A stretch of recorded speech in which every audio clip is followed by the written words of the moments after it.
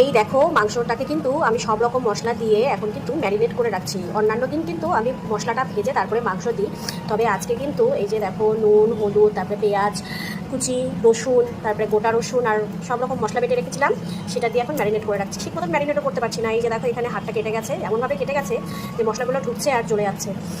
তো তবুও তো করে রাখি, কেননা বছরে একটা দিন ওর জন্মদিন, একটু নিজের হাতে সুন্দর মতন ডেইলির সুন্দর মতন নিজের হাতে রান্না করেই খাওয়াই ওকে। তবু আজকে একটা স্পেশাল দিন, এভাবে ভাবলাম করে খাওয়াই ওকে। আর এইভাবে ম্যারিনেট করে খেতে ও কিন্তু ভীষণ ভালোবাসে। তো কীভাবে রান্না করবো সবই দেখাবো তোমাদের।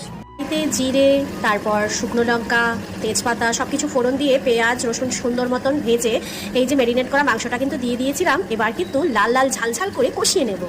এই দেখো আবার কিন্তু লাল লাল ঝাল ঝাল মটন তৈরি হয়ে গেছে। আর এখানে কিন্তু সাজনার তরকারি করেছিলাম, আর ওই যে ওখানে কিন্তু চিংড়ি মাছটা করেছিলাম।